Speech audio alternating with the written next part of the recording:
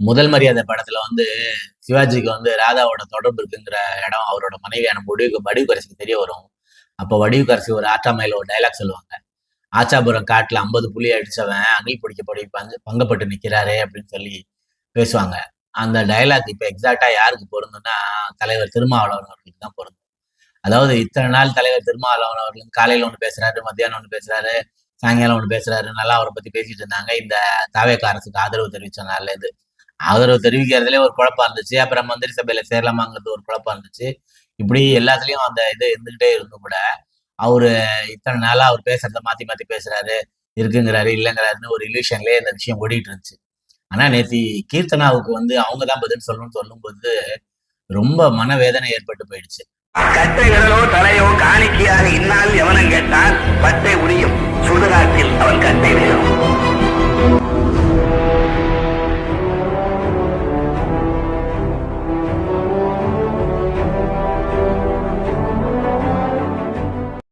வணக்கம்.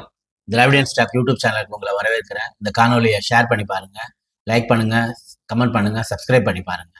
இந்த காணொலியை வந்து நிறைய பேர் பார்க்குறீங்க, அதனால கொஞ்சம் சப்ஸ்கிரைப் பண்ணி பார்த்தீங்கன்னா நல்லா இருக்கும். வேண்டுதலாக வைக்கிறேன். ரெண்டாவது வந்து இப்போ வந்து திருமாவளவன் அவர்கள் வந்து நேத்தி அமைச்சர் கீர்த்தனா அந்த பொண்ணோட விஷயத்துல வந்து தமிழ்நாடே பத்திக்கிட்டே எரியுது. ஒரு மாணவியோட சுயமரியாதைக்கும் அவரோட நாலேஜுக்கும் பங்கம் ஏற்படுற மாதிரி ஒரு மாணவி இவ்வளவு மோசமா நடத்திட்டாரு அப்படின்னு சொல்லி ஒரு விஷயம் இருக்கு. ரெண்டாவது வந்து இப்போ அமைச்சர் ராஜ்மோகன் இருக்காருல்ல, அவர் வந்து ஒரு அக்கா போல பேசினாங்க கீர்த்தனா அப்படின்னு சொல்லி அதுக்கு ஒரு சப்பக்கட்டு கட்டி முட்டு கொடுத்துருக்காரு.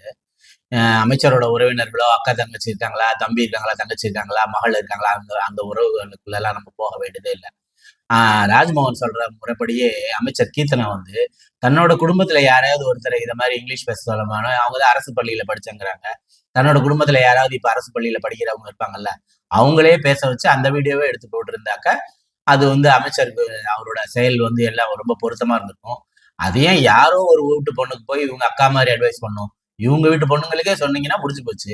அதை அந்த அந்த ராஜ்மோகன் முட்டை விட்டுருவோம். இப்ப வந்து திருமாவளவன் அவர்கள் வந்து நேற்று வந்து இது வந்து இந்த மாதிரியான கேள்வி இந்த மாதிரி கீர்த்தனா செஞ்ச விஷயத்துல கீர்த்தனாவை கண்டிக்காதவங்க தாவேக்காவை தான் எதையுமே கண்டிக்காத தாவேக்காம முதலமைச்சர் அவருக்கு காதும் மூக்கு கண்ணு எல்லாம் மூடியே இருக்கு. அது அது தவறான செயல் எடுத்துக்க வேணாம். அவர் எதையுமே கேட்கறதும் இல்லை, எதையும் பேசுறது இல்லை, எதையும் கருத்து சொல்றதும் இல்லை. அதனால அவரை விட்டுருவோம். இந்த விஷயத்துல தாவேக்காரவங்க யாரும் எதிர்கருத்தும் சொல்லவும் மாட்டாங்க. அதிசயம் நிர்மல்குமார் வந்து அந்த மாதிரி ஆய்வுகளுக்கெல்லாம் போகக்கூடாதுன்னு சொல்லி முதலமைச்சர் அலுவலகத்துல உத்தரவு இருக்குன்னு சொல்லி ஒரு அவரு கூட சொல்லிட்டாரு. RSS நிர்மல்குமாரே சொன்ன விஷயத்த கூட திருமாவளவன் அவர்கள் சொல்லல. பரவாயில்ல, இது போயிட்டு போகுது. இந்த மாதிரி இருந்த விஷயத்த இந்த கீர்த்தனாவோட விஷயத்த கண்டிக்காத ரெண்டே பேர் சமூக வெளியில ரெண்டே பேர். ஒருத்தர் வந்து வைகோ, இன்னொருத்தர் வந்து திருமாவளவன். வைகோவோட அரசியலை பத்தி யாருக்கும் சொல்ல வேண்டியதில்லை, பேச வேண்டியதில்லை, கேட்க வேண்டியதில்லை. வைகோவோட அரசியல் என்னன்னு இன்னைக்கு பிறந்திருக்க குழந்தைக்கும் தெரியும், முதிர்ந்த வயதுல இருக்கவருக்கும் தெரியும், எல்லாருக்கும் தெரியும் வைகோ எப்படிப்பட்ட அரசியல்வாதின்னு.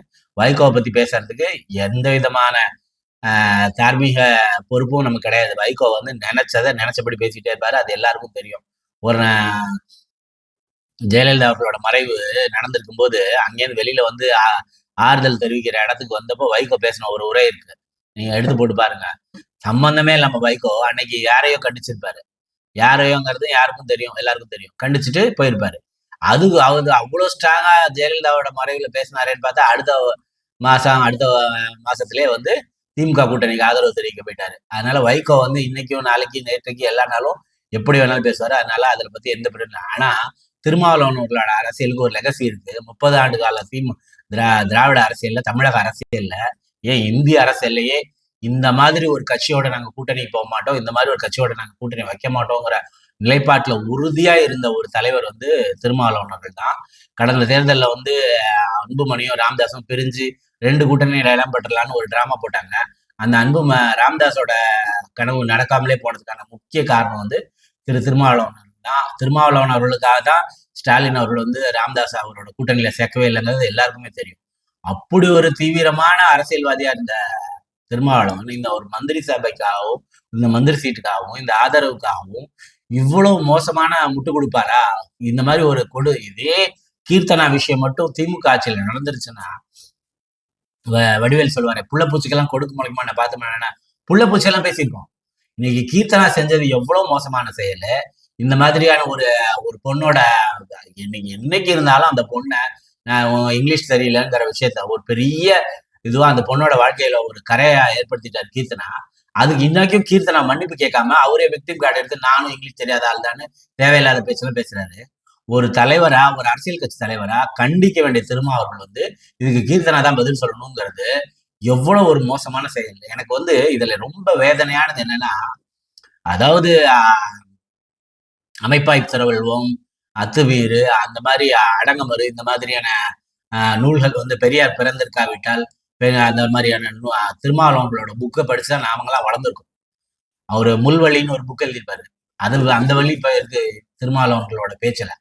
அதாவது அரசியல் காலம் என்னைக்கு வேணாலும் மாறும், எப்படி வேணாலும் ஆட்சி மாற்றங்கள் நிகழும், இந்த கட்சி போகும், இன்னொரு கட்சி வரும். இன்னும் 50 ஆண்டு காலம் கழிச்சு தமிழ்நாட்டோட அரசியல் அசம்பிளில நீங்க நினைச்சு பாத்தீங்கன்னா யாரெல்லாம் இருப்பாங்கன்னு யாராலும் கற்பனையா கூட சொல்ல முடியாது. குறைஞ்சபட்சம் திமுகல சில உறுப்பினர்கள் இருக்கிறதுக்கு மட்டும் உறுதிப்பாடு இருக்கு. அப்படி உறுப்பினர்கள் தான் இருக்கிறாங்க. அப்படிதான் அரசியல் நிலைப்பாடு மாறிக்கிட்டே இருக்கும் காலந்தோறும்.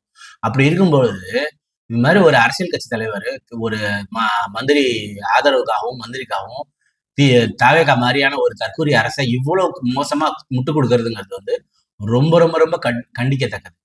திருமாவளவன் அவரோட கிரெடிபிலிட்டி அந்த அந்த அவரோட உறுதிப்பாடு, அதே போல அவருக்குன்னு அரசியல்ல இருக்கிற ஒரு பேரை கொஞ்சம் கொஞ்சமா இழந்துட்டு வராரு இந்த தாவேகா அரசுக்கு முட்டு கொடுத்தது மூலமா. அதை திருமாவர்கள் தன்னையே தானே உற்று நோக்கிக்கிற ஒரு இடத்துக்கு வருவாருன்னு நம்புறேன். இப்பயும் திருமாவுக்கு எதிராக நான் எதுவும் கருத்து சொல்லணும்னோ அதை பத்தி பேசுறதுக்கோ எனக்கு தகுதியும் இல்லை, எதுவும் இல்லை, அது எனக்கு தெரியும். ஆனா பொது வெளியில திருமாவர்கள் தன்னோட தன்னோட அரசியல் பேரை கொஞ்சமா இழந்துட்டு வராரு. கேவலம் இந்த தாவேக அரசுக்கு சப்போர்ட் பண்ணி போய் ஏன் உங்களோட இமேஜை கெடுத்துக்கிறீங்கிற ஒரு அக்கறையில தான் நான் சொல்றேன் ஒழிஞ்சு வேற எதுவும் இல்லை. அதனால நான் திருமாவளவர்களோட இந்த நிலைப்பாட்டை கண்டிக்கிறேன்.